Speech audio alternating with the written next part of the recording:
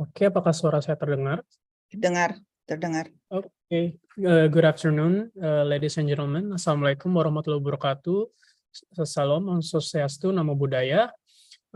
Welcome to LP3S Gender Equity and Social Inclusion Center webinar series. With our today's discussion topic is the gender evolution of women in diplomacy, Indonesia and Spain. First of all, I would like to express my gratitude to every one of us in this very platform. And special thanks to Ambassador of Spain, His Excellency Francisco Aguilera. Thank you, Senator. Gracias. And Her Excellency Siti Nugraha Mauludia.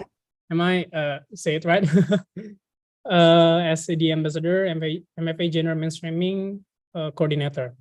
And Fitri Bintang Timur, thank you, Miss or Mrs. And the one and only Mrs. Julia Suryokusuma as the Director of Gender Equity and Social Inclusion Center. For the next 2 hours, we will discuss our today's discussion with Ms. Fitriani, who will be moderating our today's discussion. And without further ado, I would like to invite Mr. Fahmi Wibawa, the Executive Director of LP3S, to give the welcoming remarks. Mr. Fahmi Wibawa, the stage is yours. Baik, terima kasih, Jeremy. Your Excellency, Ambassador Francisco Aguilera, Your Excellency Ibu Ambassador Siti Nugraha Mauludia, Mbak Fitria Bintang, this is guys, teman-teman aktivis, teman-teman jurnalis, partisipan di webinar gender yang kami banggakan dan kami hormati. Sebenarnya acara ini bilingual ya, allow me to use bilingual, Indonesian and English. Of course not Spain ya, Indonesian and English. So our fellow Indonesian can understand easily. Jadi saya akan menggunakan campur-campur ya, teman-teman sekalian. Webinar ini sebenarnya kegiatan kami yang ketiga yang berhubungan dengan diplomasi. Ya. Kami memang sering mengadakan webinar yang berhubungan dengan publikasi riset kami. Dan kadang-kadang kami ingin belajar juga dari riset atau kajian lembaga yang lain. Nah, dalam kesempatan ini kami akan menggunakan forum ini, webinar ini, untuk kita saling bertukar pikiran. Ya. We will have this sharing session with our great ambassador. This is actually the third event that we conducted. The first event was conducted mid-December last year with the Ambassador of Sweden, Marina, Her Excellency Marina. And then the second event, we have a sharing session with the Ambassador, Special Ambassador for the G20 Indonesian Government, Dubes Trian Tian. Kemudian sekarang, ya, so this is the third event, and we have ambassador to share their thought and their experiences regarding the foreign policy. Teman-teman sekalian, pada kesempatan ini sangat istimewa karena kita tidak hanya melihat dari perspektif lokal, tidak hanya melihat bagaimana pembahasan mengenai gender ini kita elaborasi secara empirical, local empirical, but international broad perspektif, ya, jadi perspektif internasional. Dalam hal ini kita akan mendengarkan dari pengalamannya Spain, dan juga nanti Bu Nining akan menjelaskan bagaimana dinamika di belahan dunia yang lain. Karena beliau juga berpengalaman di Eropa ya, Bu Nining ya, kemudian di beberapa negara lain yang bagaimana implementasi mengenai gender ini bisa kita pelajari. Teman-teman sekalian, gender 20 tahun yang lalu kita bicara mengenai gender mainstreaming. Nah, sekarang kita harus sudah melangkah ke tahap selanjutnya, yaitu gender equity atau keadilan gender yang lebih substantif. Tidak hanya secara artifisial kita melihat bahwa gender ini dilihat dari kuantitatif ya, keseimbangan, tapi bagaimana peran dan kontribusinya untuk masyarakat, untuk bangsa dan negara dan lingkungan semuanya itu signifikan. Nah, dalam hal ini kami di LPTKS yang kami perjuangkan adalah bagaimana menegakkan keadilan. In LPTKS, we fight for how to establish justice among the genders. So we LPTKS always to see the positive sides of balancing, because in democratic environment sometimes the domination of majority will neglect the minority. So in the context of this balance, we have to discuss further about the role and function of gender in the daily activities.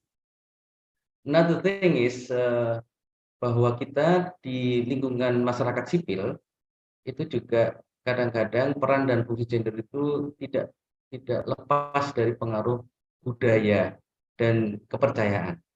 Oleh karenanya di sini kita tidak akan melihat bagaimana peran gender atau bagaimana implementasi atau bagaimana treatment gender ini dari perspektif kultur maupun agama, tapi bagaimana dari perspektif masyarakat beradab atau civilized environment.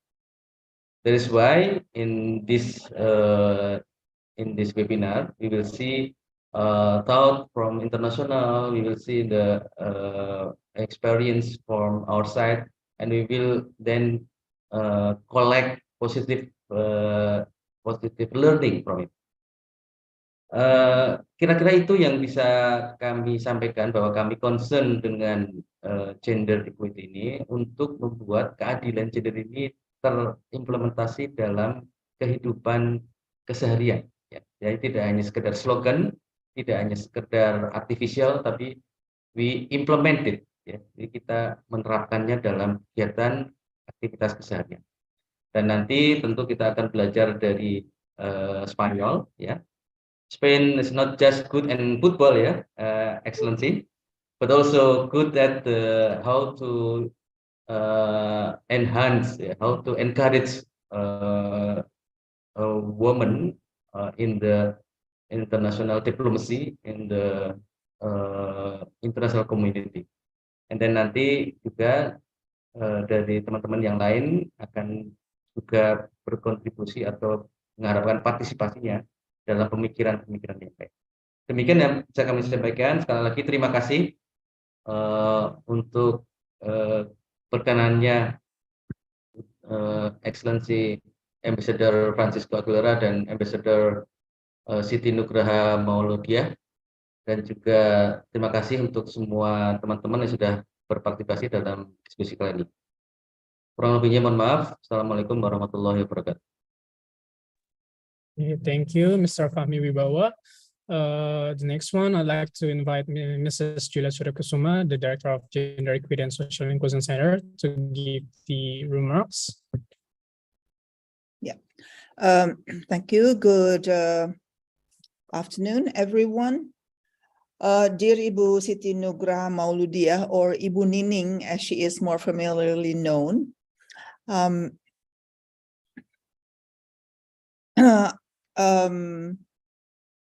you the translation of my speech, please? The translation of my speech, not my panel. Okay. Sorry. So let me just start again. Dear Ibu Siti Nugraha Mauludiah, or Ibu Nining, as she is more known more familiarly, Ambassador Francisco Aguilera, Mbak Fitri Bintang Timur, Pak Fahmi Wibawa, and participants of this webinar, welcome. This is the second webinar of the LP3S Gender Center since it's changed its name from the Gender and Democracy Center to the Gender Equity and Social Inclusion, or GESI Center, in December last year. The world today is beset by crises which are global in nature, requiring nations to collaborate and face the challenges together. This requires diplomacy. Unfortunately, diplomacy, like politics, is male-dominated, and 85% of the world's ambassadors are men. Diplomats are needed for peace and security, international trade, international development cooperation, to preserve relations, peace, and to strengthen ties and to get support from each other. Half of the world's population are women. Women and men come with different perspectives to form rules and regulations that suit all. All genders are needed, which is why gender balance is necessary. A multi-gendered approach will make diplomacy more successful and international relations more fruitful. Given all of the above reasons, why are there not more women in positions of power and decision-making in the world of diplomacy? The Jesse Center webinar on the gender evolution of women in diplomacy attempts to answer this question, presenting views and cases from Indonesia and Spain.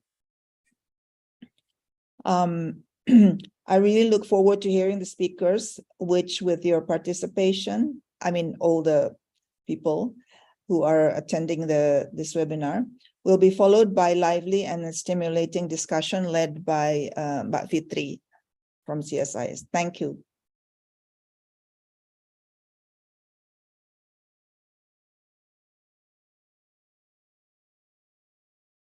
Okay, thank you, Mrs. Julia Suryakusuma.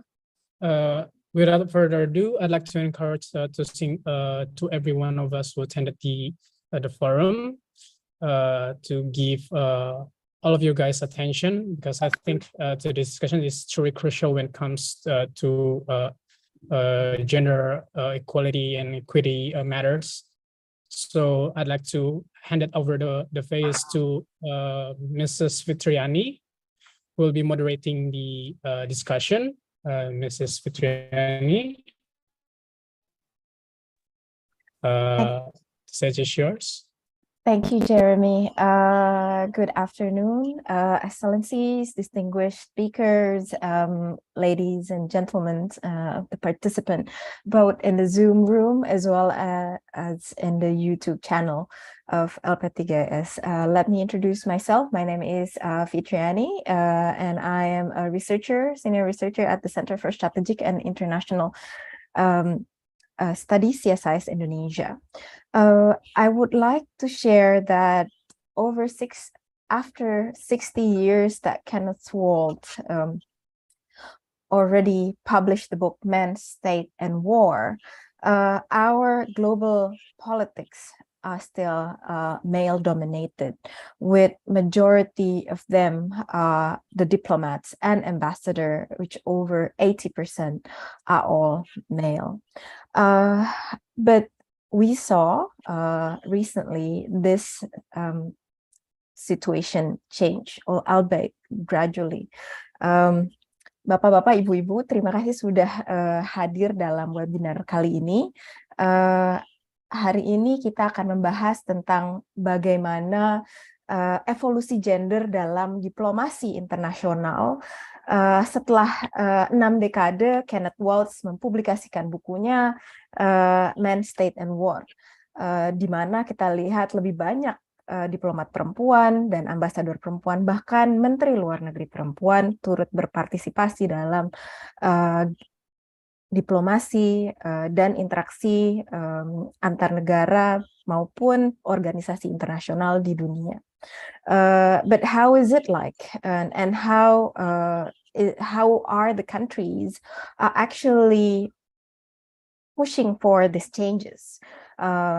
We are here being very privileged with us today. We have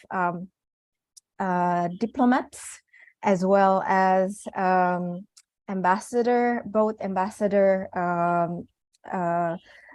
Spain and ambassador to Indonesia, His Excellency Francisco Aguilera, as well as Ambassador Ibu Siti Mauludiah Her Excellency Siti Maulidiah, former ambassador for Poland, with us, and the expert in gender and feminism that is well known in Indonesia, Ibu Julia Suryakusuma, with us to share with us the progress as well as challenges on how this evolution of geopoliticals and negotiation becoming more open to women as well as gender minority, perhaps going forward. It is such an honor and pleasure to be your moderator for today's webinar, and I'm struggling to speak both Bahasa and English at the same time, but allow me to do so in the next 1.5 hours of my time. First, I would invite the speaker, the three speakers, to give a presentation, each around 10 minutes, or maybe I can give a little bit more. And I saw that all of our distinguished speakers already prepared their presentation. Perhaps by the sequence, I would like to invite first, because the title of our discussion for today is the gender evolution of women in diplomacy, evolusi gender untuk perempuan dalam diplomasi for Indonesia and Spain. The sequence of speaker, if you allow me to, is first we will go with Her Excellency Ibu Siti Nugraha Maulidiah, Ibu Nining, followed by His Excellency Bapak Francesco Aguilera, and then followed by Ibu Julia Suryakusuma. First, I would read out the bio of Her Excellency Ibu Nining. Good afternoon, Ibu Nining. Such a privilege to have you. I heard so much about you. You're an example of how women can break the gas ceiling and the sticky floor. As a career diplomat, you have been known as the ambassador of Poland. You have your graduate degree from Columbia University in New York from the USA, and previously you were a consul general of Indonesia in Shanghai. Now, I would invite you to share with us what it takes to make Ibu Siti Nugraha Maulidiah, and how would we, go on in your shoes, the challenge, the fear, and how we can make it easy for, other women to follow up on your steps, or perhaps not follow up, but forge their own steps in going forward in evolving this gender evolution and diplomacy, involving more women as well as perhaps gender minority going forward. Yeah. As we know that other countries have this feminist foreign policy, now we would like to know how Indonesia is doing it. Karena Indonesia kan sudah terkenal dengan women peace and security, dan kita punya Menlu Ibu Retno Marsudi. Okay, I'm sorry if I talk too much. You're the guest star here, and perhaps I would give you the screen. Thank you, terima kasih Bu Fitri.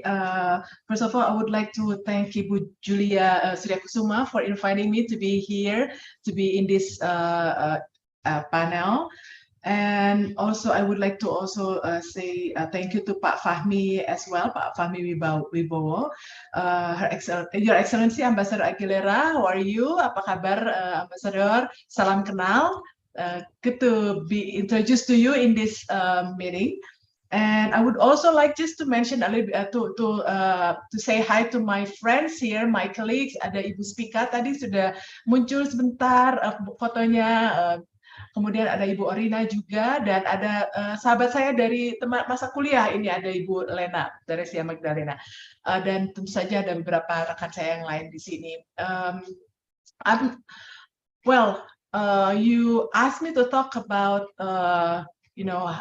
my journey. It will take 2 hours, or maybe more than 2 hours, Bu Fitri. So I think I'll just start my presentation with what we are doing now at Ministry of Foreign Affairs. Because this is This is my passion. I'm actually now, as I mentioned earlier, I'm the coordinator for the gender mainstreaming in Kemlu, and so happened I was also in charge for gender issues when I was in the APEC Secretariat some 25 years ago in Singapore. And so I think gender issue has been always, there's always something that interests me, that I believe that we all need to do more on this. What we are doing in the Ministry of Foreign Affairs, of course, first, I'm going to talk about the ministerial regulation. Ini ada yang bantu saya presentasi atau saya presentasi sendiri? Mungkin saya presentasi sendiri aja ya. Oh no. Okay. The slides already on the screen. Okay, that's okay. Okay, can we go to the second slide, please? Second slide, okay. Because I was going to use this presentation as my cue. I didn't prepare some, notes, so I'm using this. That's why I prefer to have it on my own. I have to do it on my own, so that when I finish talking about one slide, I would move to another slide, because now looks like it's not moving to the second slide. May I just have it? Jeremy, can you help? Or... Okay. Okay. Okay. Oh, okay. That's why may I just have it mine, because I've already changed a little bit during the last hours. Okay. This is my presentation. Where's my presentation? Okay, this is the presentation. Okay. Let's start from the very beginning. Okay. Sorry for that. A little bit of technological glitch. Now I have to start. Where is it? Okay. Okay, I'll just do this. I couldn't find the oh, this here. No. Yes. Okay. Okay. I would like to start talking about the Foreign Ministry Regulation number 21, 2020. This is about the on the implementation of gender mainstreaming in the Ministry of Foreign Affairs. So this regulation becomes the guidelines for the application of gender mainstreaming. This is also the commitment, the leader's commitment, which is the ministry commitment to promote gender mainstreaming policies in international relations as well as within the Ministry of Foreign Affairs. So it's looking forward as well as looking inward. This is, of course, as this is the regulation, this is the legal basis for advancing the implementation of gender mainstreaming within the Ministry of Foreign Affairs, as well as to encourage innovation of programs that promote gender mainstreaming, and to establishing a professional and inclusive working environment. Because when we are talking about gender mainstreaming, we are not talking about us, between female and male, about how we make sure that all this manfaat, akses, hasil dari program dan activities could be also could reach both men and female. But we also talk about inclusive working environment, including this disabled. And this ministry regulation is also underlined that gender issues could be a tool for soft power diplomacy of Indonesia. Three things that are covered by the ministry regulations. First, the institutional building. We need to build our institution so that it could become more gender responsive. In the as well as when we talk about institutional building, now we are having a task force within the each echelon 1 level or the DG's level, as well as in the ministry abroad. So we at the moment we have around 143 not task force, working groups on gender issues. So why we need this institution to be there, in not only in headquarters here in Jakarta, but also all in our missions, because we need to ensure that the implementation of gender mainstreaming is done everywhere, both in the capital as in the mission abroad. And also, while implementing, we are obliged to send reports twice a year, biannual reports on how they implement it. At the moment, while we are talking institutional building, we are also now incorporating the budget and planning of responsive gender programs and activities into the cycle of budget, national budget cycle, by making sure that when we are reviewing the the budget planning, it's include the budget planning, budget responsive gender budget. And then we are also now building institution for monitoring and evaluation. The Inspectorate General is now, well, actually next week is going to have the capacity building for their auditors. So now, from now on, every audits, be it in the capital or in the mission, has to have one gender responsive auditor, which means that auditor that knows about gender mainstreaming activities. Why we need the institutional framework? Of course, because we need to accelerate gender mainstreaming in Ministry of Foreign Affairs, in internationalization of it. We've had the working group of gender issues before we have the ministry regulation, but now we are enhancing it. And of course, the working group and team will help create better awareness and capability in the promotion of gender mainstreaming, as well as institutionalizing gender mainstreaming budgets for programs prepared with gender perspective, as I mentioned earlier. As I mentioned earlier, three elements are covered by the ministry's regulation on gender mainstreaming. First, institutional building, which create also institutional framework. The second is gender responsive infrastructure, and third, later I'll also explain about the gender responsive international policy.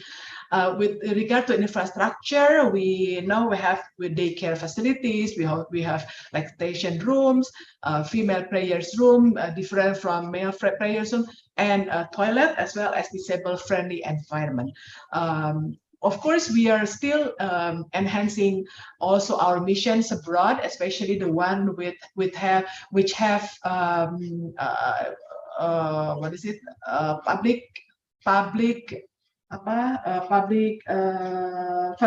Facilities, pelayanan publik apa ya bahasa Inggrisnya ya? That, for instance, in the consular section, they have to make sure that their consular sections are, they have disabled facilities. They also have rooms for lactation or daycare, something like that. So this is the second aspect of ministerial regulation. And the third aspect is gender mainstreaming in diplomacy. We need to make sure that that our bilateral initiatives, regional initiatives, multilateral as well, are gender responsive, and we need to become the champion of gender issues in all levels of our diplomacy. This is just an examples of bilateral initiatives that are gender responsive, regional initiatives, ASEAN initiative, for instance, and multilateral initiatives. So these are three elements that I mentioned earlier about that covered by the ministry regulation. Way forward, of course, we still need to enhance gender equality awareness through programs, activities, and research projects. We have some studies. We are undertaking some studies, some analysis. For instance, analysis on the policy of the cuti di luar tanggungan negara, because we found out that this policy, national policy on cuti di luar tanggungan negara, well, for the benefit of Ambassador of Aguilera, cuti di luar tanggungan negara is leave without pay, unpaid leave. And national regulation on that is very strict, and we already have a number of diplomats, women who not retired. Quit as diplomats because they cannot fulfill these requirements on the cuti di luar tahun negara. Some of them are actually a diplomat couple, and now it's more friendly for a diplomat couple rather than compared to when I first joined the ministry. At the time when they were diplomat couple, when they got posted, they have to choose between the wife or the husband, which one would like to be posted. The other would have to follow. But now the policy is more gender responsive, where both of them could get posted, and we make sure that both of them are close to each other, not in the same mission, but it's close to each other. But they also could choose not to follow their spouses while taking this unpaid leave. But this unpaid leave really making difficulties for us to have this more gender responsive. That's why this study analysis is being done to make sure that to have recommendation what we need to do about this policy. And we are also now enhancing gender analysis capabilities for assisting gender responsive planning and budgeting. We are doing some quite a number of BIMTech capacity building to make sure that they know how to take their budget so that they could be calculated in gender responsive budgeting nationally. Of course, we are creating more gender responsive policies in bridging the gender gap in the ministries. For instance, the BSKLN, the bureau, the department for this. Ibu Spika, help me. What is the bahasa Inggrisnya BSKLN, Ibu Spika, ya? The Foreign Policy Strategy Agency. Yes, the Foreign Policy Strategy Agencies is now also looking into the policy on the posting for diplomats in the perwakilan rawan dan berbahaya. Rawan dan berbahaya is dangerous mission abroad. Rawan itu apa ya? Well, I think I hope Ambassador Aguilera and Christian Jeremy, and not Christian Jeremy, the one from ICIC, I forget the name, could understand what I'm talking about here. And also, we are also cooperating with the relevant stakeholders to promote gender mainstreaming in the ministries. For instance, we are in conversation with Ministry of Finance as well as Ministry of Public Works, because they are already more advanced than us in implementation of gender mainstreaming in their ministries. Of course, we are also creating more gender responsive policies, for instance, reviewing employee recruitment, training, and selection mechanism for all levels of position to ensure that all mechanisms are gender responsive or gender friendly. Establishing more facilities to support the rights of female employees and the health of mothers and children. Establishing staffing policies that facilitate and accommodate the needs of families, as I mentioned earlier. Diplomat couple are put in this close to each other, conducting researches to answer problems that touches the need of men and women, aiming at digital transformation. We are going to have a digitalization of gender mainstreaming, integrating gender responsive planning and budgeting into budget cycle every year, as well as disseminating MOVA gender mainstreaming activities in various social media. One of the things that I also need to mention is that as the follow-up of this ministry regulation, we also have now the ministry circulation letter on the avoidance and penanganan, tindakan pencegahan dan penanganan seksual tindakan seksual pelecehan seksual. So we are also have this policy. All of the leaders, all the ambassadors, all the director generals, Eselon 1 in Kemlu already have the Fakta Integritas that they would make sure about to create the environment, a safe environment for both women and men, and they are going to uphold the zero tolerance policy on the sexual harassment. So challenges, of course, as earlier mentioned by Pak Fahmi, our society is, I think this is the biggest challenge for us, especially for us in the ministry, because when we for instance, I have a husband who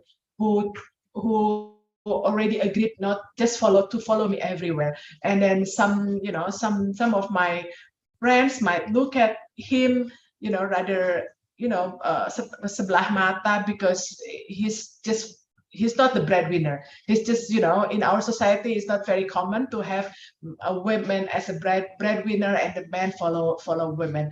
So that one of the challenges that we are facing that. So I think it's everybody's challenges, not only in the Ministry of Foreign Affairs. There's also still, masih adanya belum meratanya awareness of understanding of gender equality. Some still think that the misconception about gender equality. They always some of them still think that when we talk about gender equality, we talk about women empowerment only. They only think that gender mainstreaming policy would benefit only women. I have some examples that I like to, I keep saying it to my male colleagues to see that gender analysis, some of the gender analysis that we have done actually find out that men has been discriminated for so long. Then that's why we did gender mainstreaming, so that these discriminating policies against men could also be taken. And of course, one of the challenges is enhancing participation men on gender mainstreaming program activities. Of course, fortunately, all of the director generals, Eselon 1, are all in support. They're, whenever I ask their support for some activities in the Ministry of Foreign Affairs on gender mainstreaming, they always, give their lend their hands. Yes, as we already read in some of the studies, that level of Indonesian women ambassador is still low, but we are putting in place, some policies that I'm sure, I have confidence that this will help accelerate the increase of the numbers of women diplomats. Maybe not in 1 or 2 years, but in 5 years and in 10 years, we will have more women. Not as, for instance, because some came to me and asked, why do you have so low, presentation of women numbers? What is percentage of women diplomats or ambassador at the moment? Actually, it's because when I joined the Ministry of Foreign Affairs, I was the minority. It was only around 11% of women, 11% of women in my class. So when I became the ambassador at the time, out of 16, there were 2 ambassadors. So it's almost the same, the percentage. We need to do something. We need to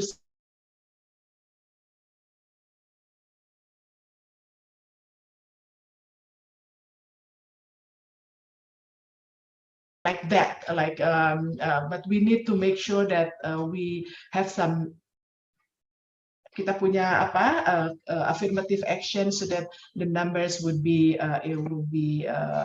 increased sooner than later. Mungkin itu ada lagi nggak ya? Coba saya buka lagi. Oke, mungkin itu saja. We could what is it? Perdalam nanti diskusinya apa isu ini sambil kita diskusi. Mungkin itu saya kembalikan kepada Ibu Fitri. Terima kasih Bu Fitri. Mudah-mudahan saya tidak lewat 10 menit.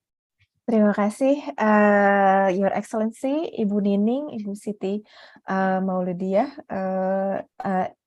Thank you for explaining to us how the Indonesian government are actually putting forward gender mainstreaming policy in the Ministry of Foreign Affairs with the Ministry of Regulation and the effort of implementing it both in its policy abroad as well as in the headquarters. Yes, we will discuss further and maybe for a takeaway, so you can think about what's the answer. I give a teaser of the question right now. How, as the policy of Foreign Ministry Regulation issued into 2020, how we can ensure its sustainability going forward, and it's not because of, you know, idiosyncrasies factor of the leader of the ministerial. So I guess that is a question I'll leave for now. Now, if I may, I would like to, yes, thank you. And if I may now, I would turn to Your Excellency, Ambassador Francisco Aguilera. Ambassador Francisco Aguilera, I would read your bio. Thank you for being with us today, this afternoon. His Excellency, Francisco Aguilera is Ambassador of the Kingdom of Spain to the Republic of Indonesia, Timor-Leste, and the Association of Southeast Asian Nation Organization, or ASEAN. He was previously the Director of Multilateral Economic Relation, Air, Land, and Sea Cooperation of the Spanish Ministry of Foreign Affairs in Madrid. He was the Consul General of Spain in Dusseldorf, Germany. He was also Consul General of Spain in Monterrey, Mexico. He was previously assigned as a Deputy Ambassador of Spain Embassy in Jakarta, Kuala Lumpur, Malaysia, Amman, Jordan, Riyadh, Saudi Arabia, as well as the advisor to the Permanent Secretary at the Ministry of Foreign Affairs in Madrid. His presence here is actually what following up what Ibu Nining, Her Excellency Ibu Nining mentioned, that it is quite difficult to engage men and prove that men can be partaking this progress of gender evolution in the diplomacy around the world, and his present Ambassador Francisco Aguilera present here is an excellent example of how he for she, or like how men can also in being involved and support and explain of how the Spain is doing it, how Spain can become one of our example of a country in pushing for and advocating for women greater roles in diplomacy. How are you, Ambassador? Well, thank you. I'm happy to be with you. Thank you very much for having me today. Thank you. Now I will give the screen to you. Thank you. Thank you very much, Ibu Fitriani, and thank you very much, everyone around. Selamat sore, Ambassador Ibu Nining, selamat sore, Julia, Miss Julia, selamat sore, Pak Fahmi, selamat sore, everyone.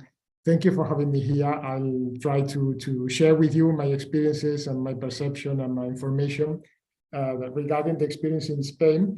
Actually, I think I'm going to follow not my presentation, the one I intended to do, but actually a suggestion from Miss Julia, which is to start by sharing my own personal experience in the matter. You mentioned before that it's perhaps not expected that men may be talking about these kind of issues. Well, shame on other men. Yeah, I think it is very important for everyone concerned, for everyone as a citizen of a democratic country, to participate in things like that and to try to have, of course, a small little contribution to the progress in terms of gender equality for all, but at least to try to do your best in your very little corner of your reality. I would like to start by sharing with you, especially because I was listening very attentively to the explanation given by Ambassador Ibu Nining. I noticed, of course, that the structure of the Indonesian Ministry of Foreign Affairs in terms of supporting gender equality is very similar to the one we have in Spain. So perhaps I was going to be very repetitive if I explain to you that we have this body, that organ, that regulation, or that kind of things. I'm going to dwell on that a little bit later, but just a little bit in general. But the important thing I would like to share with you is that, first of all, what is really a key to this discussion, I believe, is that in a democratic society, there is actually a discussion, a public discussion about this kind of matters. In Spain, consciousness and general social awareness about gender equality is something which is very much on top of things. People do talk about that. It's very much in the media. You perhaps read the other day in the Jakarta Post that the Spanish Parliament just approved a recent regulation, which is actually following the Indonesian example, which is the one regarding menstrual leave. This is just to give you an example that the gender equality is something which is moving step by step every day. Every day there is, or there should be, a new development which helps somehow make sure that all citizens are equal under the law, and it means that all female citizens are definitely as equal as the male partners. So the reason why, for instance, we ended up having what we call a feminist foreign policy is because the Spanish society demands that. There is a general support among the society, among the different political parties, the organizations, that Spanish foreign policy should have this kind of feminist principles on top of the action, so that whenever possible, we should try to make sure that there is some progress together with other nations, progress together within our own ranks and our own system, and progress especially in multilateral fora as well, because it is part of the, let's say, specialized field for diplomats to work. Of course, we are not coming to places to tell the relevant people what they have to do, but we can work with them in the multilateral fora to try to create the proper regulations so that we can advance all things everywhere. From that point of view, I can share also my personal experience. Before coming here to Jakarta this time, I was, and I'm still member, but not active, of course, member of a civil servants union in Spain. We have an association which is dealing with the issues of representation of higher level civil servants. We have representatives of all the relevant associations. You have diplomats, you have lawyers, you have tax inspectors, you have, I don't know, you name it. Every single branch of the public service has got an association, and these associations together, we have created a civil servants union. In this civil servants union, we have a gender equality committee, and I was chosen to represent my diplomats association in this gender equality committee. Well, I happen to be a man. I might have been a woman. Why not? I mean, this is something we should be the concern of all. The thing we were tasked with carrying out is actually following up the processes, the internal processes of the civil service, following up the government regulations and the parliament debates, and also to try to add the input and let's say the insight from civil servants, because sometimes people talk theoretically about issues, but it is important to talk practically. What is exactly the concerns, what are exactly the needs of people who are working or who want to be working in the civil service and need to be heard and need to be listened and taken into account for the regulations to be properly drafted and finally approved. So that was one of our tasks. And another task was interesting, which is to try to check on all the ministries, including mine, the foreign ministry, what they were actually doing in order to advance the gender equality issues in the relevant field. So, for instance, in my own ministry, I had to request, with the support of the colleagues from the rest of my civil servants union, a meeting with the relevant people responsible for these issues, which incidentally, just like Ambassador William mentioned before, actually are very similar. We have an ambassador at large for gender equality issues. She's currently a lady. She depends on the permanent secretary, so her position is very much higher in the rank. And there is also in the human resources department, there is definitely a body of people responsible for following up on the regulations and making sure that the regulations are drafted and are properly observed according to the general principles of the law in terms of gender equality. So our role was to come to talk to them and see what they were doing and express our views on that matter.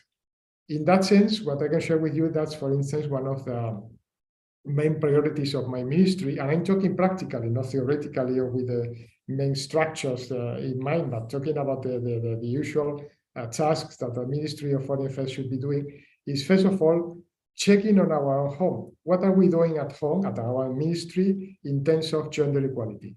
Secondly, what is our relationship to people who are in contact with the ministry for a number of reasons? The most important one, of course, is the consular department, because sooner or later citizens abroad have to be in contact with the foreign ministry through the consulates, and they have to formulate their petitions or carry away their own endeavors. And also, what about something which is also very important, of course, the abuses and ill treatment of especially women working at our department. They may be members of the department, or they may be, I don't know, people, trainees or other kind of things.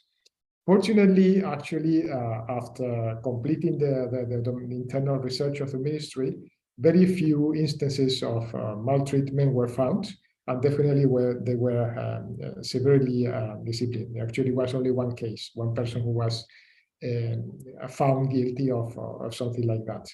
But it is important to keep in mind that the awareness of everyone in the ministry, the awareness of all the staff of the ministry, be that, of course, diplomats, but not only them, in terms of how important it is to keep this kind of protection for every single person, every single woman, especially, who is working in the ministry, it is something very much at stake. On the other hand, talking about the consular affairs, a specific program for support to our citizens abroad who might be falling into any of these kind of illicit or illegal activities that actually are against them. No? We actually have in Indonesia one case, for instance, a few months ago. There was a Spanish tourist who came here, and she had a sexual abuse case, an incident. She did have the support of the police, and she did call the embassy to try to find out some support. Of course, I'm not going to share with you details, but the important thing is that she did feel in the company of the embassy and, of course, of the police. She wasn't alone, she wasn't forgotten, and her situation was properly addressed, which is what matters. And this is something, just to give you an example, how important for us is to make sure that women in general are properly treated within our ranks, in the people who connect us, and also in the international fora, which is, of course, something that is deserving our attention later. And then there is something I invite you to go to the last or the fourth slide of my presentation, which is the aims and goals, please. Over there, you will see the breakdown of positions we have at the ministry who are occupied by women. You have over there how many Spanish career diplomats are now. There are more, but some people have requested to get out of the service now because they are working in companies or these kind of things. They are entering the private sector, or they have other conditions. So now we have some 30% career diplomats in Spain who are women. Regarding the positions, you have that we have a 37.3% of senior positions at the ministry who are women. Just to give you an example, we have, or my bosses are, for instance, before we have a foreign minister who was a lady, now is a man, but the number two, the deputy foreign minister, is a lady. And also, apart from the lady I mentioned before regarding the control of this feminist foreign policy, we have the ambassador of large we have at the ministry. The director for East and South Asia is a lady too. And also my fellow colleagues and ambassadors of Spain in this region, we have the ambassador in Vietnam, the ambassador in Singapore, and the ambassador in Australia. And talking about European Union ambassadors here in Jakarta, there are 6 lady ambassadors too. So it is more and more common to have ladies, to have women in positions of responsibility as they should be. Currently, we have 31 female ambassadors, which corresponds to 24.2% of the available people. This is important to mention that, of course, not everybody joining the diplomatic corps is able to become ambassador just the day after. You have to wait until you have a certain degree of experience, rank, and position, and then you will be eligible. So taking into account how many diplomats, Spanish diplomats today are eligible to become ambassadors, the position of 31 female ambassadors does correspond actually with the available women for that high-ranking situation and position. I don't mean to say that our situation in Spain is perfect. Definitely it is not. There is so much to do, but this is simply because reality is very tough, and you have to keep everybody aware, and you have to keep everybody attentive to the developments on the ground. Definitely, it is important to pay attention to the structure of the ministry. It is important to, and in that respect, it's very similar to the one you have here in Indonesia. There's very little to innovate, definitely, because actually what you need is people who pay attention to the enrollment of women into the service, people who pay attention to what practical problems may find women in order for them to enroll the service. You need also people, especially at the Human Resources Department, who are responsible for paying attention to the working conditions of women, be that in terms of the building, as it was mentioned before also. We also have special facilities for women so that they can feel more at ease, or for families in general. Actually, we don't discriminate in that matter, especially also babysitting for small children who might be more easily taken care of if the mother is nearby and is able to follow her career, but at the same time making sure that she has got the proper care for the children when they are very young. Also, it also applies to fathers as well.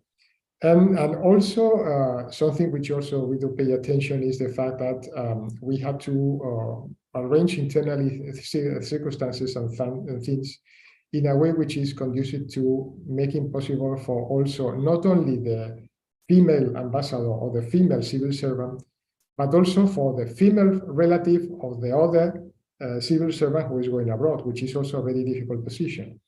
One of the things, one of the problems, Ambassador Ibu Nini mentioned before, that it is not always easy, or it is not always frequent to see the relevant man following the wife. Why not? But it is not that common that the other way around.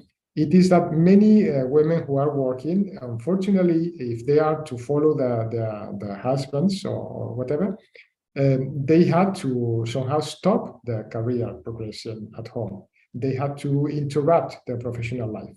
And this is something that in the past it was inevitable, but now we all try to make sure that it doesn't happen.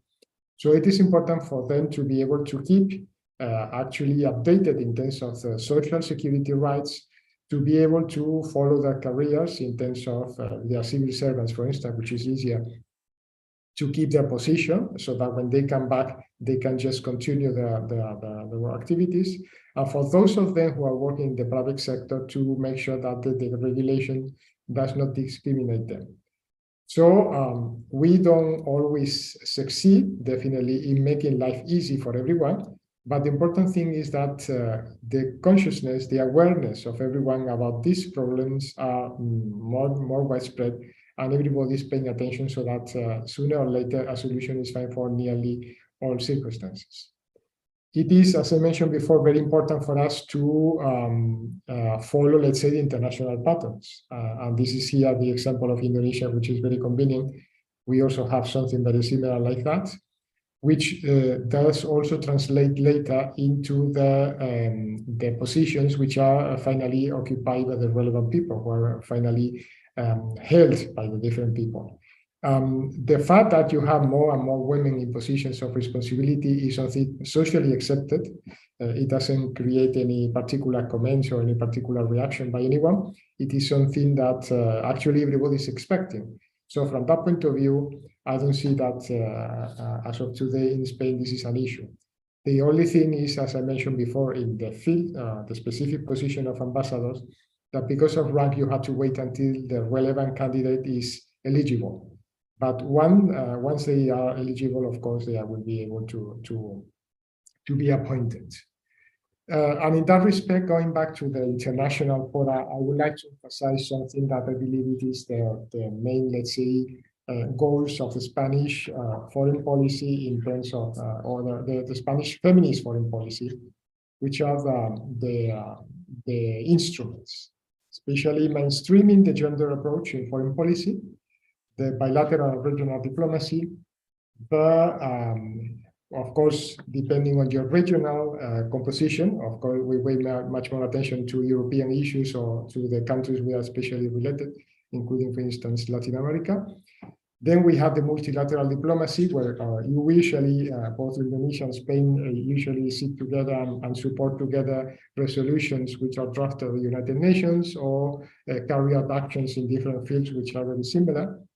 We also have the field of international cooperation, where we pay special attention to the feminist foreign policy, as also in Council of Protection and Assistance, I mentioned before, public diplomacy, equality policies within the service, and so on.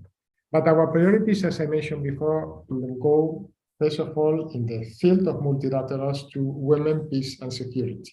I believe this is also a very high concern for Indonesia, too. My former foreign minister actually had very good discussions with Ibu Retno in many instances regarding these matters, because I also noticed that it is a priority for Indonesia. And in that respect, both Indonesia and Spain have been able to work together at the United Nations and also at regional levels. Something we also try to do in terms of promoting this women, peace, and security, which I believe is especially important. Let's think, for instance, in the situation of Afghanistan, which is so terrible from every point of view, and specifically for women, is to try to include with other countries, certainly not with Afghanistan, which is not available now, but with many countries, special MOUs regarding the protection of women, and especially situations of conflict or domestic violence. We also care and pay a lot of attention to violence against women and girls, which of course it's a very big concern for everyone concerned.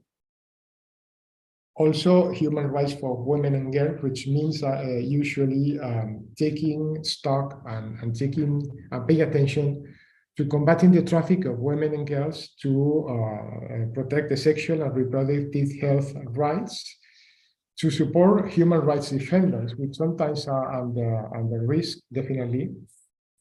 We also pay attention to participation of women in decision-making. As I mentioned before, that you have there the figures for our situation, for our country. It is something that we are not perfect, but definitely we are improving.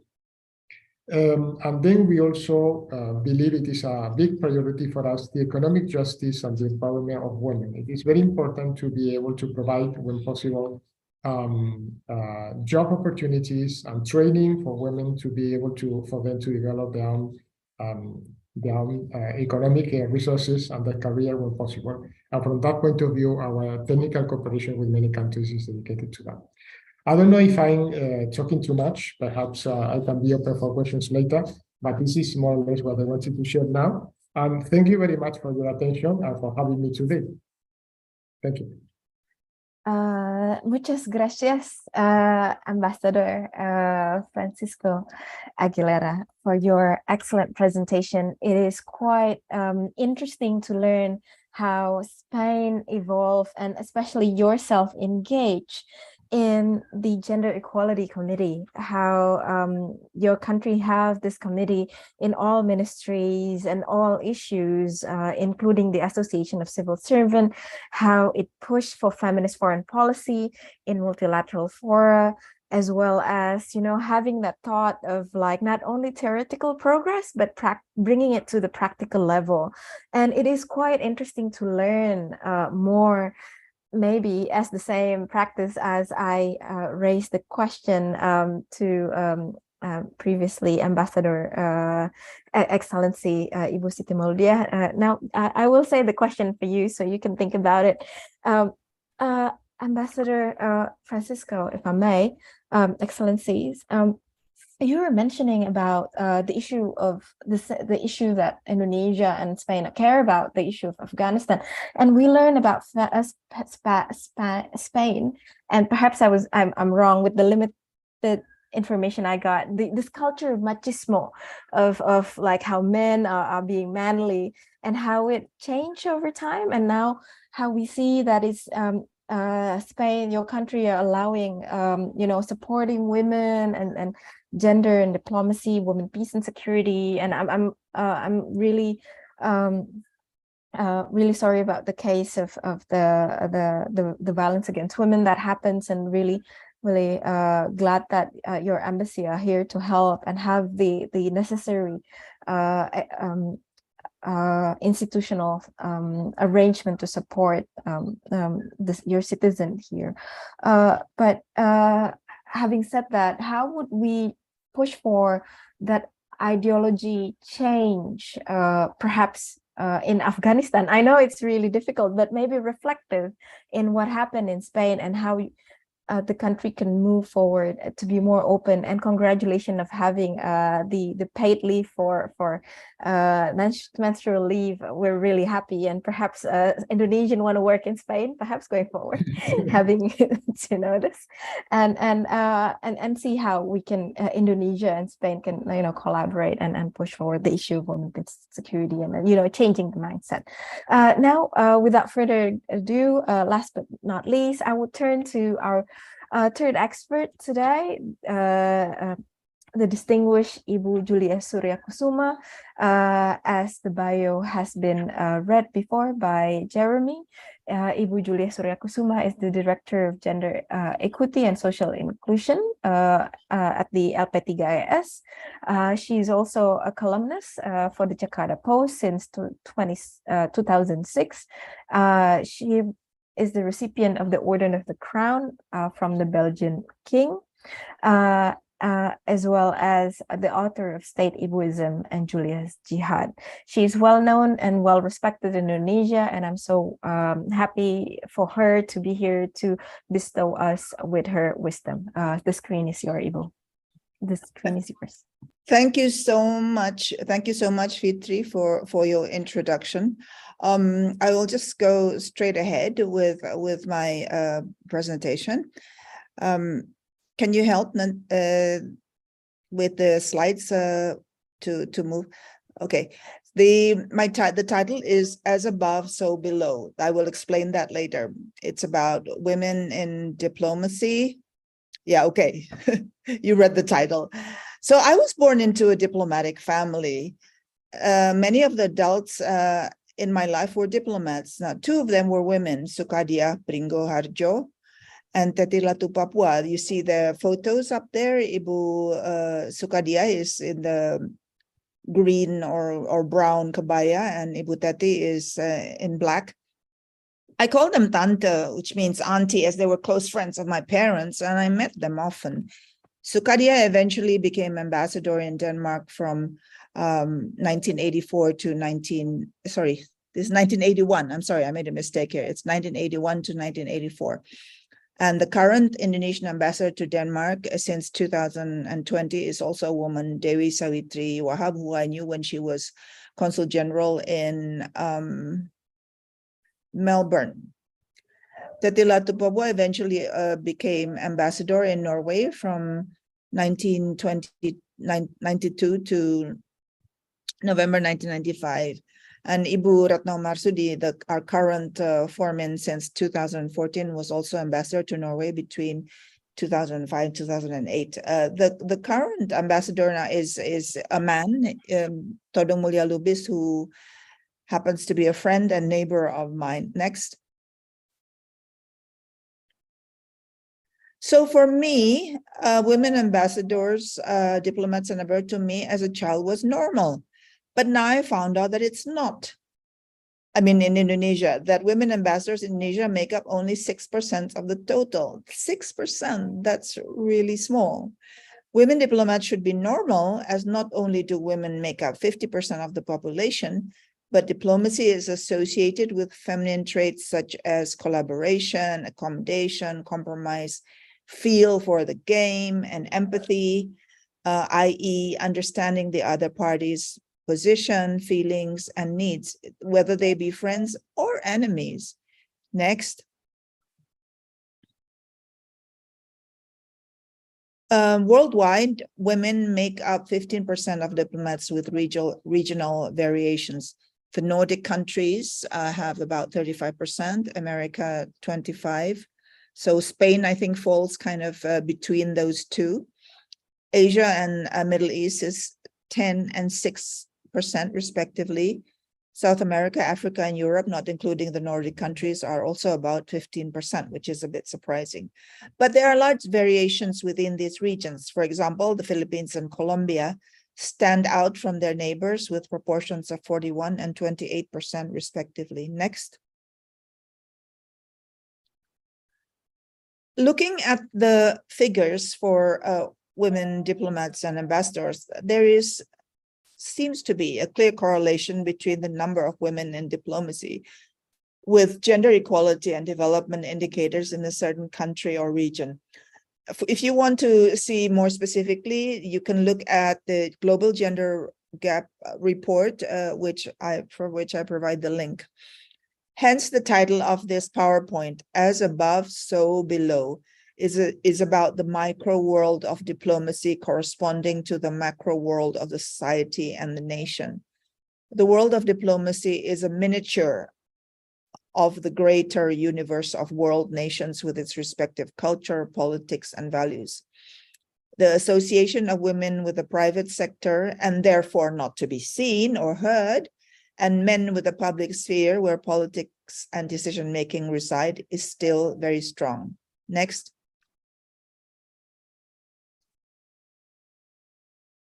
Patriarchal values still dominate the world. In fact, the world is becoming more patriarchal and conservative, and democracy is in decline, even in the Western world, i.e., the US and Europe. In Hungary, gender studies is even banned. Romania is also joining Hungary and Poland to ban gender education. So all social institutions, the family, education, religion, political institutions are patriarchal. So it's not surprising that diplomacy is male-dominated and also patriarchal in nature. Next. There are many studies on women in politics, but fewer on women in diplomacy, but they do exist. I found these really fascinating works, which are quite recent, actually. For example, Gendering Women in Diplomacy by Catriona Stanfield.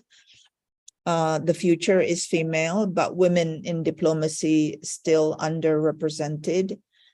Women in Diplomacy and Women and Diplomacy by Julia Chang-Block.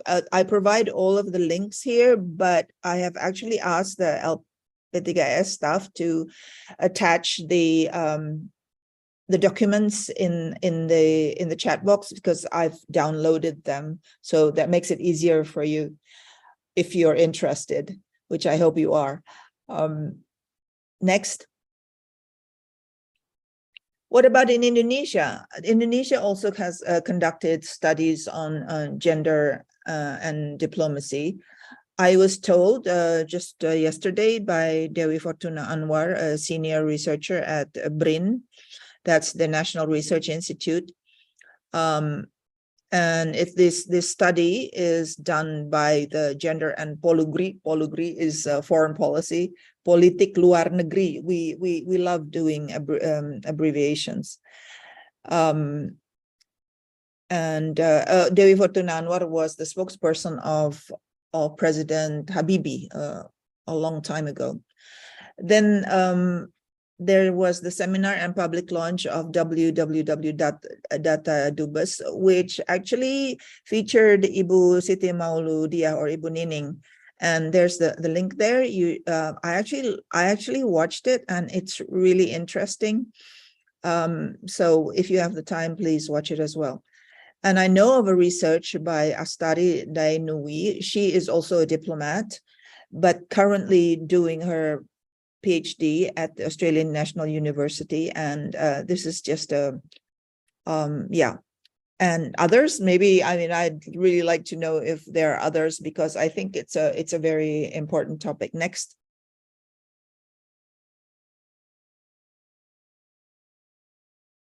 I'm just picking out a quote from Astari from her LinkedIn about her research. It says, focusing my research on Indonesian female diplomats, my question is not just about how they manage multiple challenges in their life as an Indonesian woman, a civil servant, and a diplomat, but also how do they define their own gender roles in the various discourses on feminism, femininity, and womanhood?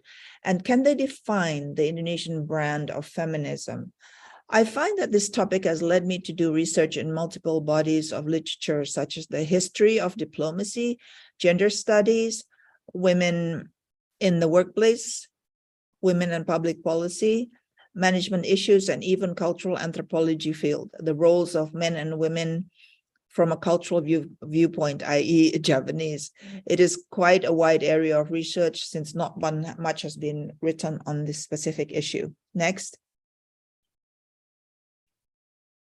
I would like to make some special mentions about countries with a high representation of women, and I don't want them, they are not necessarily from developing countries. Rwanda is one of them. Rwanda has the highest representation of women in parliament in the world.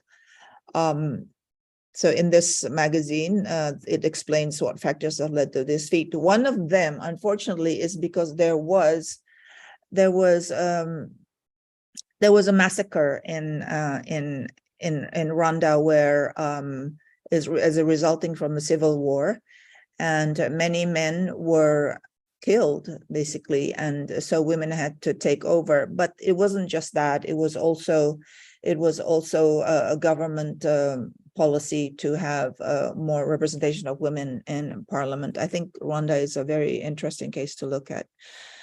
Canada and Sweden have the highest number of women diplomats. So I spoke to Nadia Berger, the Canadian ambassador, and Marina Berg, sorry, the G is missing, Swedish ambassador, to say a few words about how they managed to achieve their feat. They're not here, so they're not going to say these words. They actually wrote it out. Next.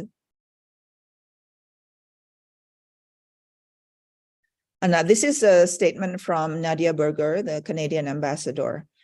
Prime Minister Trudeau describes himself as a feminist prime minister.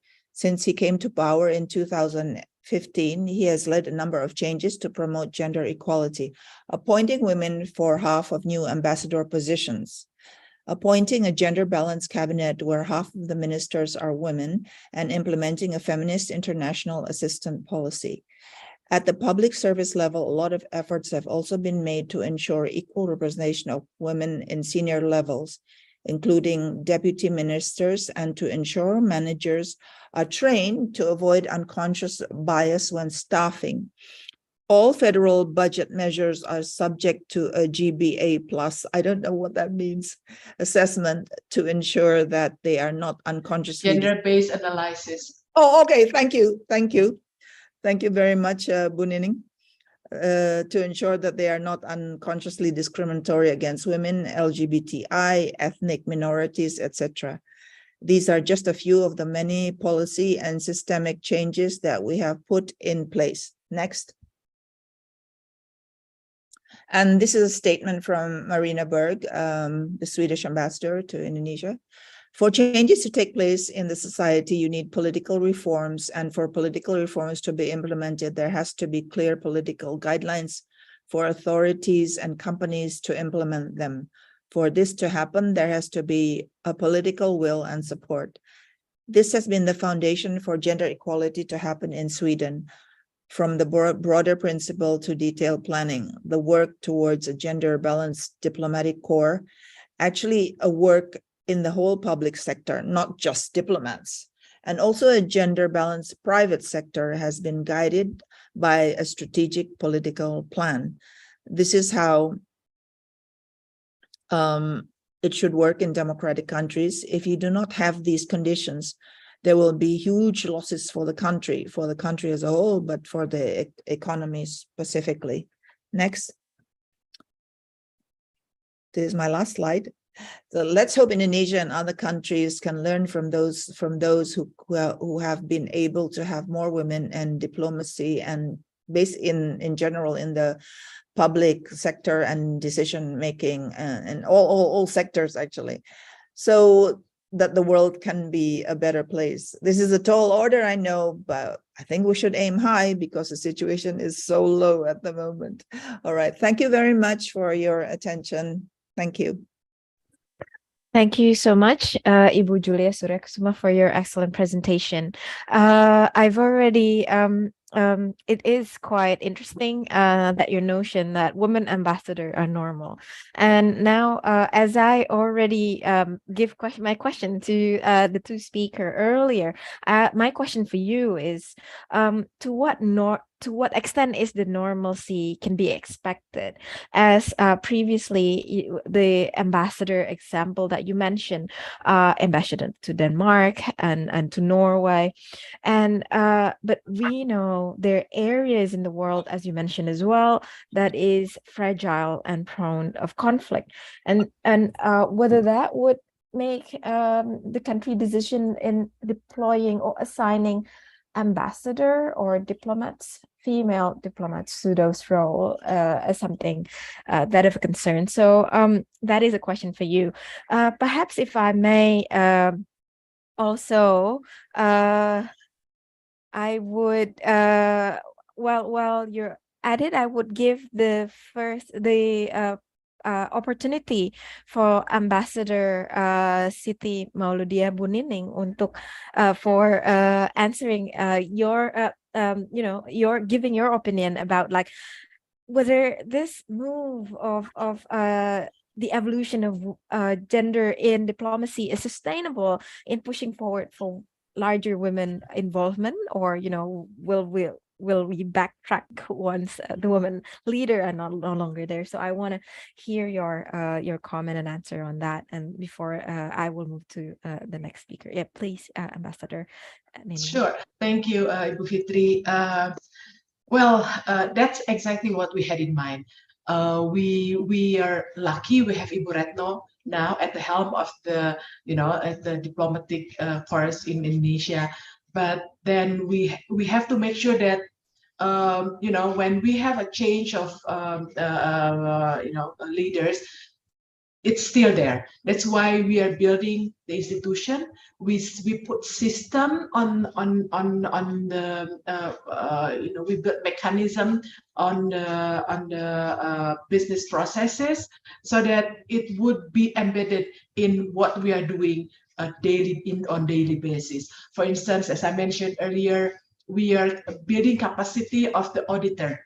Because when we are talking about implementation without monitoring and evaluation, you will go, wherever you want to go. But if we want to make sure that the policy is implemented, we have to have a credible monitoring and evaluation mechanism. So that's why now we are building capacity of the auditors so that they become gender responsive auditors, not gender responsive auditors. They are gender synthesized on gender issues.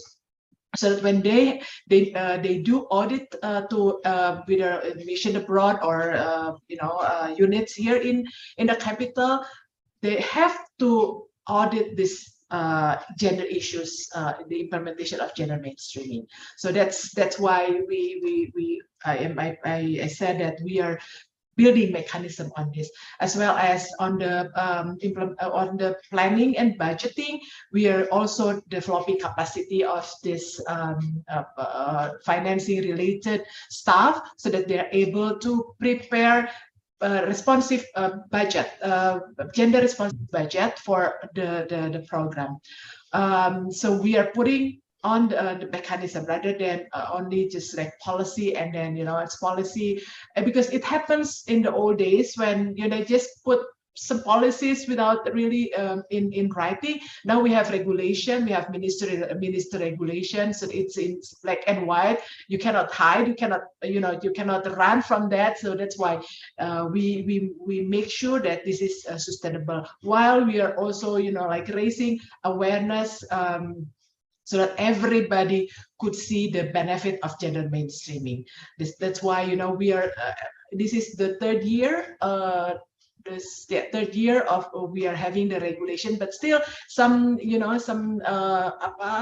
suara-suara miring masih ada ya, masih ada yang mempertanyakan kenapa sih perempuan terus yang dimajukan gitu kan, why there's still people thinks that gender mainstreaming only benefit women.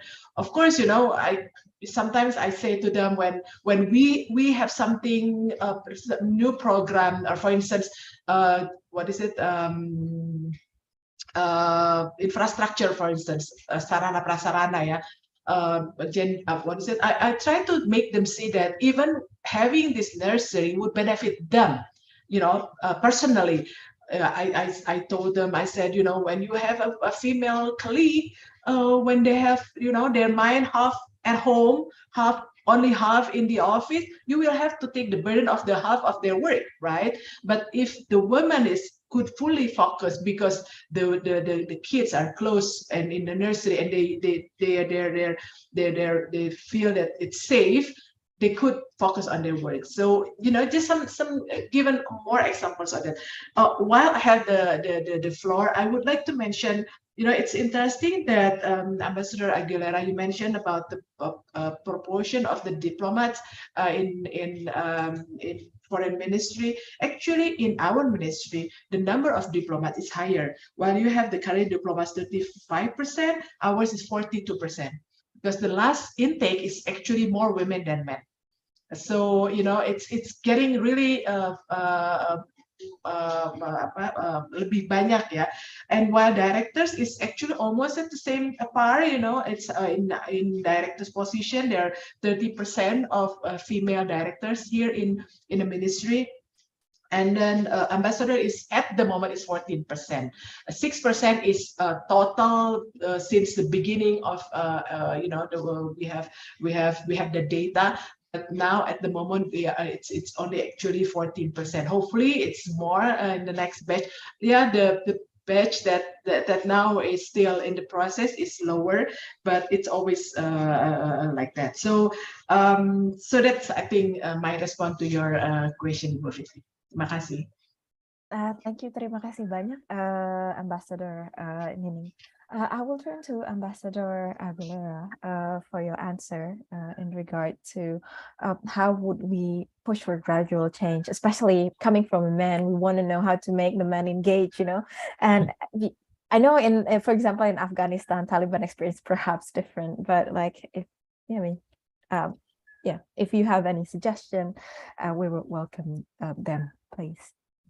Thank you. Well, Afghanistan is not a normal country, so let's forget it for the time being, unfortunately. For normal countries, I think the most important task is simply to keep this conversation alive. When you see that the society at large discusses these kind of topics, then you have it living. And therefore, in the end, politicians, who are the ones responsible, the ones we elect in elections to be able to carry out the government duties, the ones who have to push for the proper legislation and the relevant practices. So this is an event like this one, for instance, it might be not that important to you, but in the end, it's very important because this is what creates public opinion and what makes possible for the citizens at large to reflect on these kind of issues. This is the first thing. The second thing, of course, is a personal effort by everyone concerned. I don't know, and in my personal experience, I didn't feel that I had to fight hard to persuade my colleagues around me regarding these kind of issues. Actually, I was chosen the same way any other colleague would have been chosen to carry out this position in my civil servants union. And regarding the positions of the ministry, well, it depends on your previous trajectory, but people with different trajectories, either men and women, have been chosen so far to deal with this kind of gender issues. And in the end of the day, and I believe this is a very good piece of news, this is like a little routine. You don't need to have a special dedication to these issues. The important thing is that you consider them simply normal.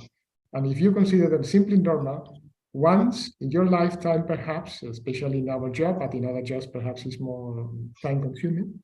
Once in your lifetime, you may be summoned to take care of this kind of things, and you do it. Just to give you a little example, I'm personally very proud of.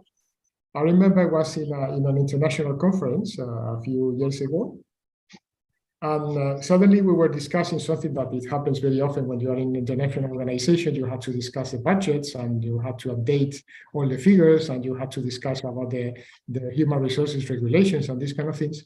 And suddenly we were, the other countries and our delegation, we were having a look at the draft, which was prepared by the presidency.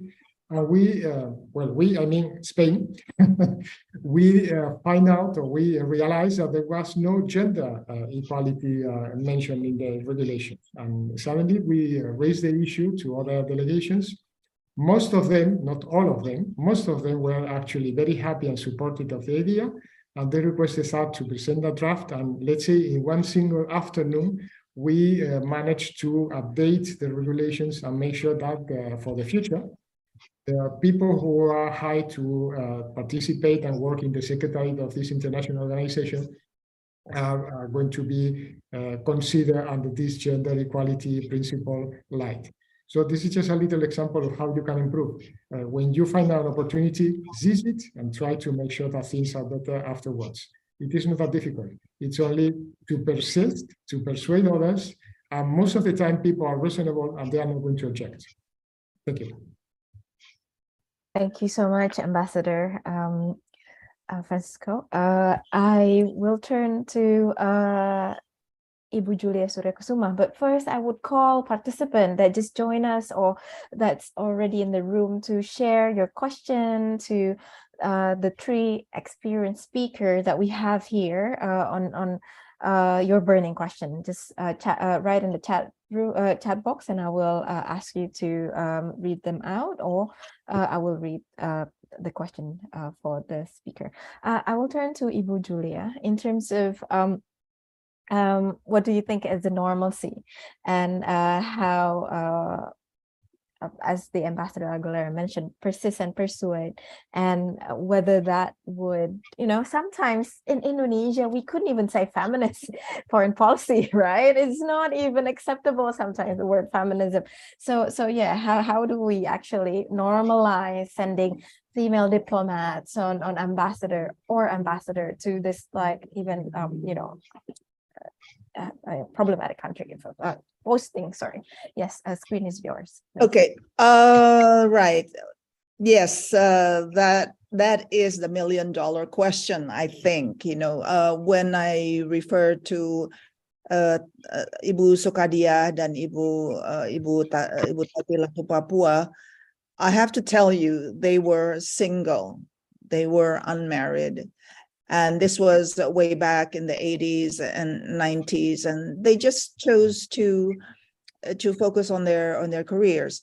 But now this is not the case anymore. I think there are more married diplomats, and I was delighted and quite amazed to hear the experience of Ibu Nining, that her husband had agreed to follow her to be the trailing spouse, which is really very looked down upon. I remember, this is not a diplomat, but I had a friend, a man who's a writer and a filmmaker.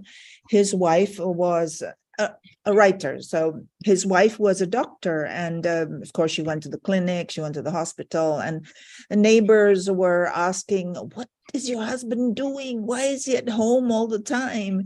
And he's a writer, so of course, as a writer myself, I know that I stay at home, and I'm working. Actually, at least there's one good thing about the the pandemic is that work from home has become a normal thing. It's not considered that you're at home, so you're not working. So it's true that the cultural constraints, the cultural and religious constraints are extremely difficult to overcome. And as I mentioned in my presentation, Indonesia, like the rest of the world, also is becoming more conservative, and it really doesn't help when recently I wrote a column about the head of Nahdlatul Ulama, who talked about who made a statement that don't follow feminism, which is really ironic because he had just included 11 women into the leadership of the Nahdlatul Ulama, and who are all feminists, but it's just the term, it's associated with Western. It has so many negative connotations when, in fact, it has very negative connotations. But that is why I really appreciate the work that the Kongres Ulama Perempuan Indonesia is doing, KUPI. They have been around for a while, and recently they just had their Congress in November last year. Is it October or November last year? It was their second Congress, and more people attended than before. And what these Muslim feminists do, including male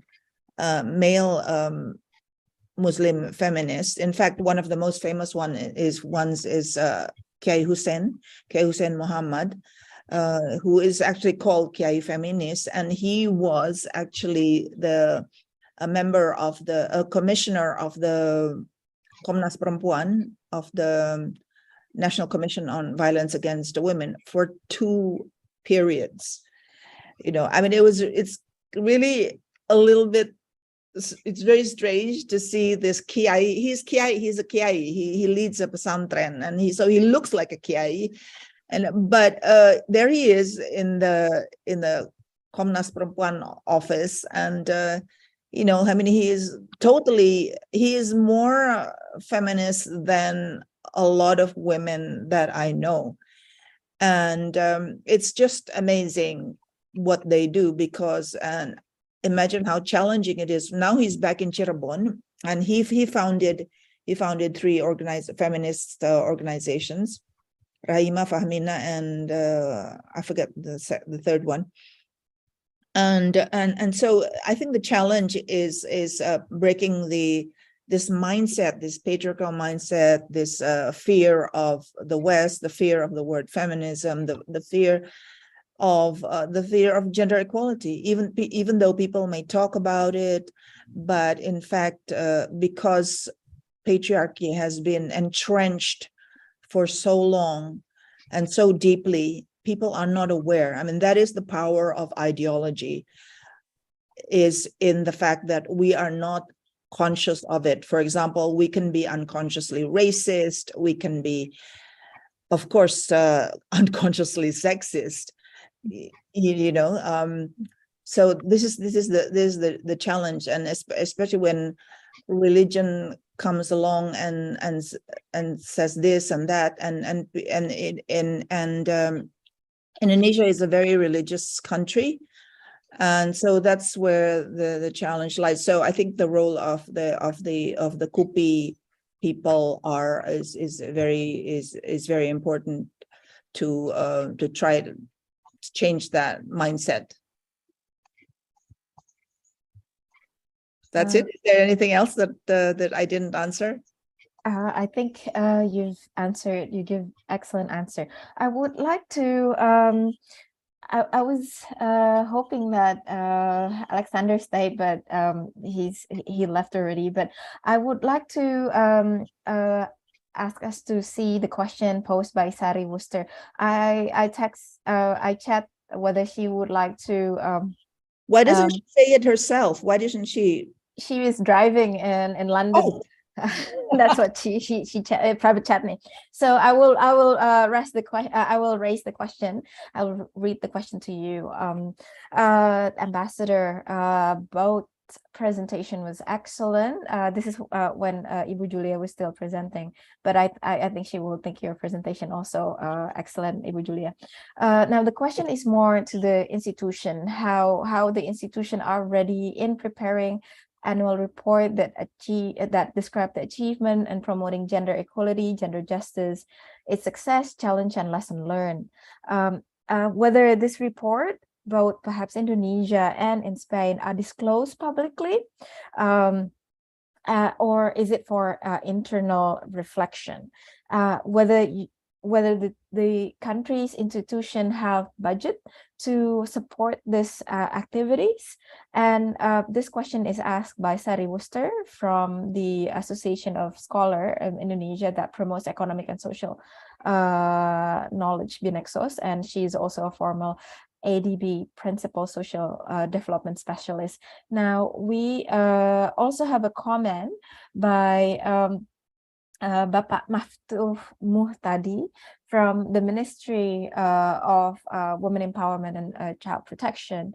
I would on saying that conveying that his thankfulness or gratitude to Minister of Foreign Affairs, as Minister of Foreign Affairs is the rank #1 among Indonesian ministries and state institutions nationally as the one that promote the most gender responsive programs, such an achievement. And that data is collected last December, and it's already implemented in having gender responsive budgeting.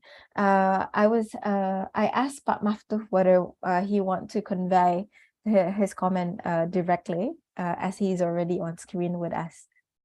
Thank you, Ibu Fitriani. Just repeating my comments. Actually, I already write the comment in the chat box. We would like to, we at the Ministry of Women would like to thank to our MOFA because currently MOFA is among the top 10.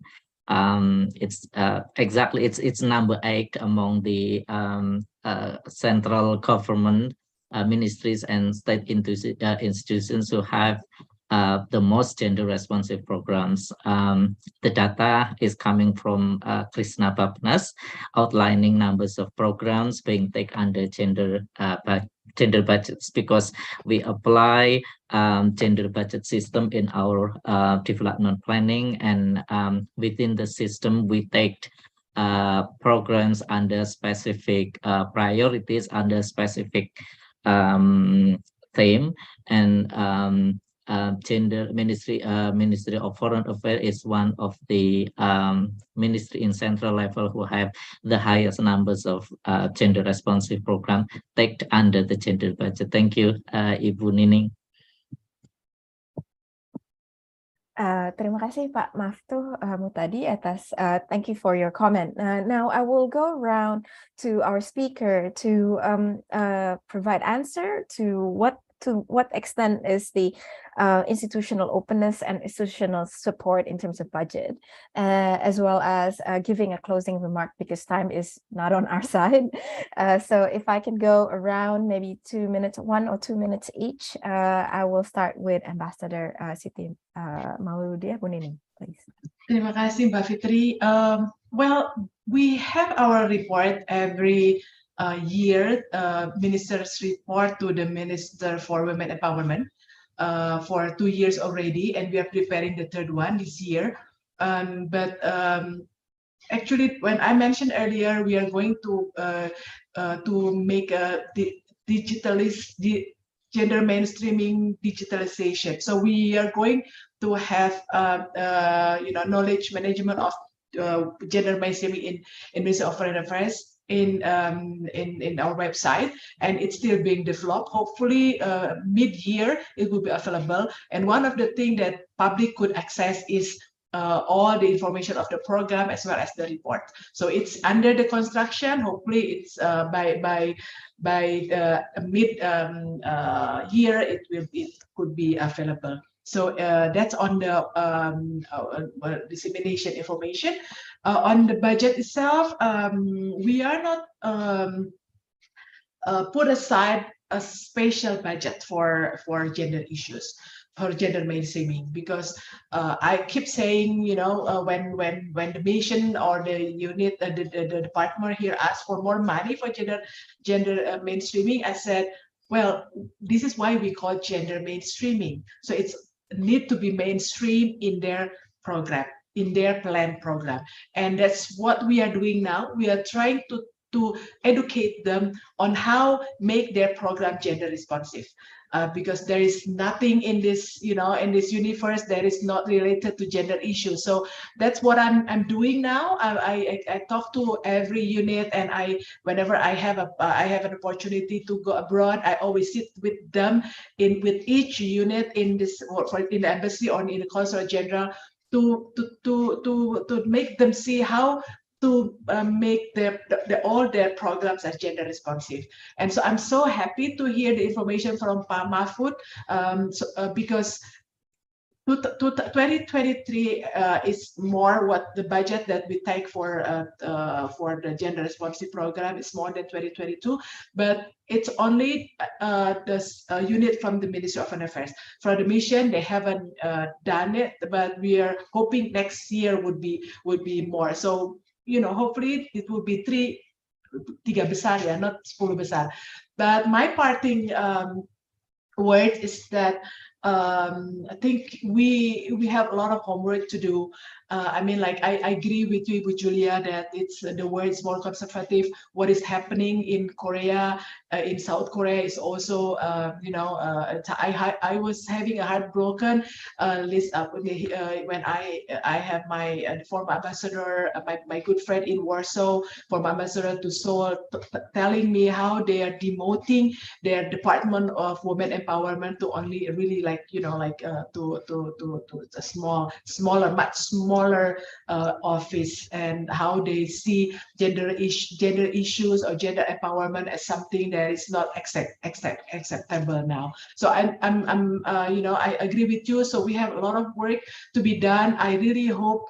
I see a lot of men here, and we need to hold hands together, do it in partnership, you know, because gender mainstreaming is about all of us. When women, you know, maju, semua ikut merasakan manfaatnya. So that's maybe my parting words. Thank you very much for the opportunity, and you know, looking forward to more conversation like this. And thank you for all the inputs, and I've taken note of that. Thank you. Thank you, Your Excellency, Ibu Nining. I will give the opportunity to Ambassador, Your Excellency Francisco Aguilera. The screen is yours. Thank you very much. I have had the chance to learn many things today, and for that I'm very thankful. And definitely it is a very good opportunity to participate in seminars like this, which is a proof of the activity and life of the civil society. Talking specifically about the reports which were requested before, there is, let's say, the internal reports of our ambassador at large for gender equality. They are not to be published. But what this is published is, for instance, the parliamentary questions. Usually parliamentarians raise questions to the minister regarding these kind of issues. And of course, they had to share with the parliamentarians and with everybody, with the public at large, figures like the ones I mentioned before regarding the positions by women and these kind of things. There is, however, one ministry specifically dedicated to gender equality, the Ministry of Equality, that's the name actually, and they do publish reports on the whole government, not only the Ministry of Foreign Affairs, but all the departments, and they make the breakdown of each institution, and they make the assessment of the advancement, hopefully, or not, of the gender equality policies in society and in the institutions.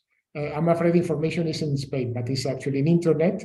I was actually checking while listening to other colleagues, and especially to Ivo Dubes, that this information is available, but in Spanish, sorry, I'm afraid not in English.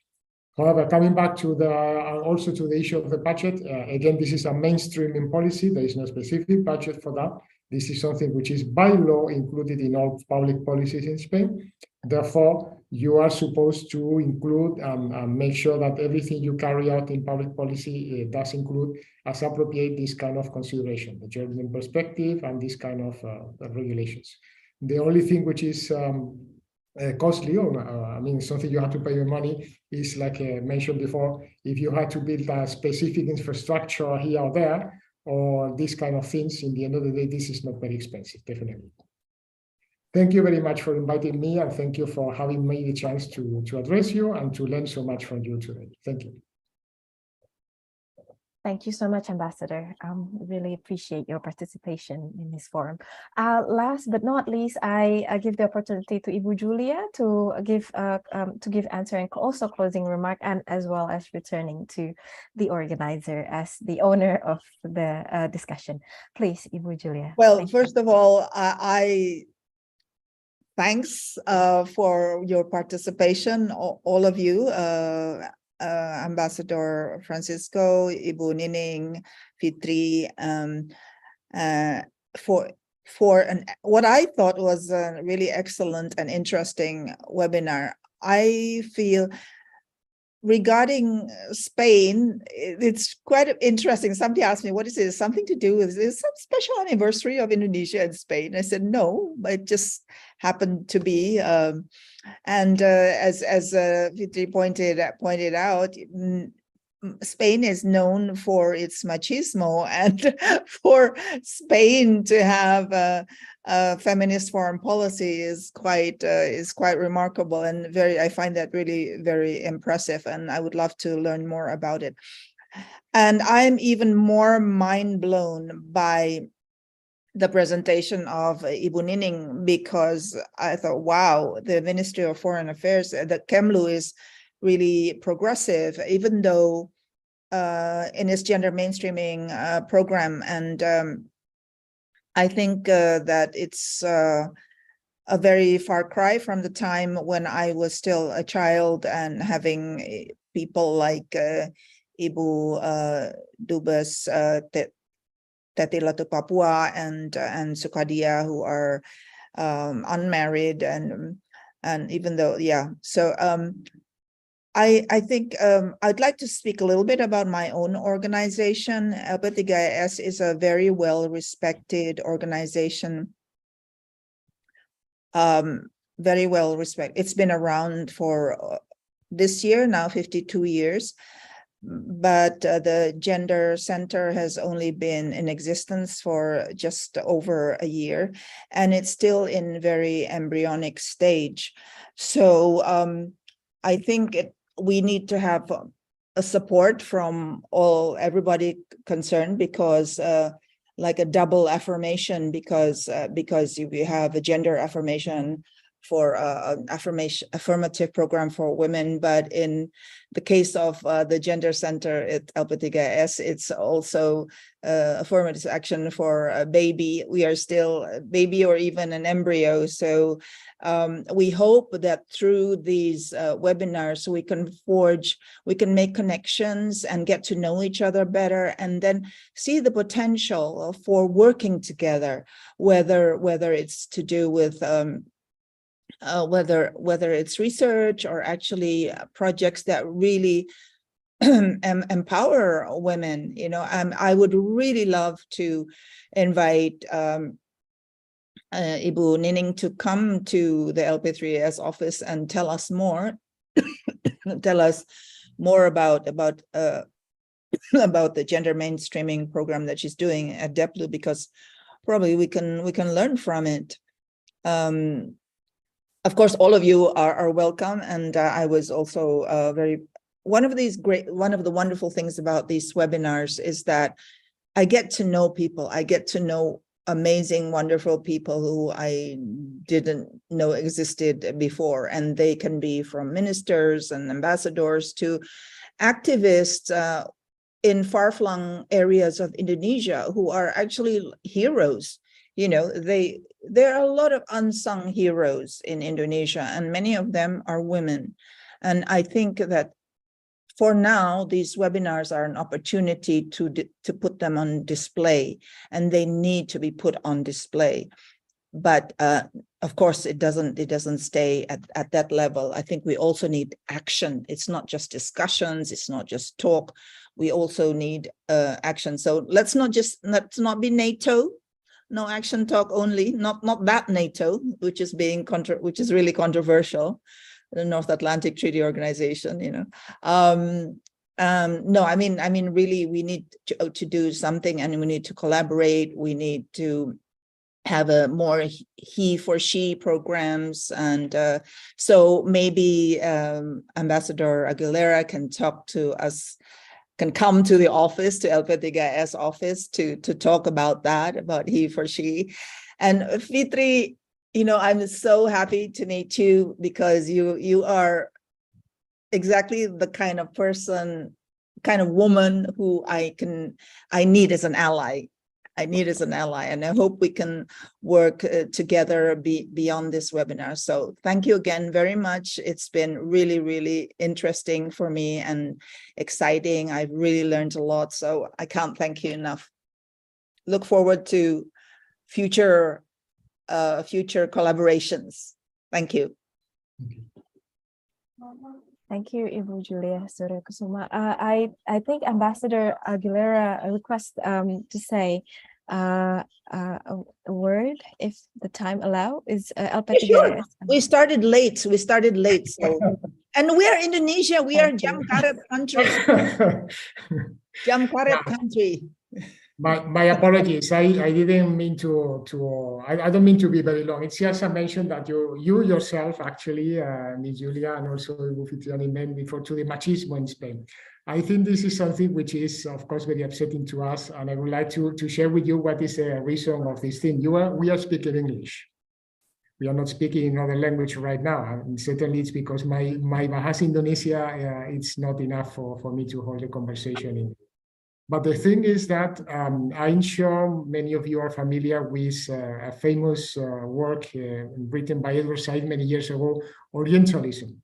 Yes. By this word, he was denouncing how people coming from abroad have a perception of other people like exotic people or these kind of things. This machismo story is actually something from Northern Europeans who in 19th century started to visit Spain, and they found Spain so exotic to their eyes. And this is them who, let's say, invented the word machismo. It comes from Spanish, but it is not something that is so related to Spain itself, but to their perception of Spain. So I'm not going to elaborate further on that because we don't have the time. But the thing is that the same way that sometimes people perceive Indonesia wrongly, people also perceive Spain wrongly. Spain is not a perfect society, definitely. We are fighting like the rest of mankind to perfect ourselves, to improve our best. But certainly machismo is perhaps something which is not fair to be added to Spain. You remember you and I were talking about that thing some time ago, but not everybody knows. In Spain, we have two family names. We have our father family name and our mother family name. We have that for the last 5 centuries. So that probably tells you something about the role played by women in Spanish society for so long. The same applies in Latin American countries and other places. So I'm not going to elaborate more, but it is important to keep in mind that machismo is something for movies, for romance, but not for the real life of people. Not in Spain, not in Indonesia, not in other places. What you have in every society is something which is best described with local words. Thank you. Thank you so much for that explanation, and my apologies, as you say, my abject apologies, because as you say, there are so many misconceptions about Indonesia as well, about Muslims, about about so many things, and these kind of webinars are really an opportunity to get to know each other better, and I'm serious about inviting you to come to the LP3S. We're happy to be there. Yeah. I'll be there, boy, Julia. Oh yes, oh, wonderful. There's so much. I haven't mentioned about the Kemlu sisterhood. I haven't mentioned about the mentorship. I haven't mentioned about all these guidelines that we are preparing for all this, like pejabat penerima laporan untuk pelecehan seksual. There's more that I haven't said here because I don't want to bore you with the details, but I would love to share with you on. No, that would be great because we are just about to formulate a gender policy at LP3S, and that would really be a useful input for us. Sure. Yeah. So Sure. sometime in the near future, I mean, Yep. it will be great. Yeah. Thank you. So Ibu Siti Nugraha and myself, and definitely others, we are waiting for your invitation. Oh yes, sure. Okay. We'll prepare soon. Happy to meet you in person, definitely. Yes. Definitely, Ambassador. Thank you very much. Thank you. Pleasure. Okay, I think we can close. Fitri, would you like to close?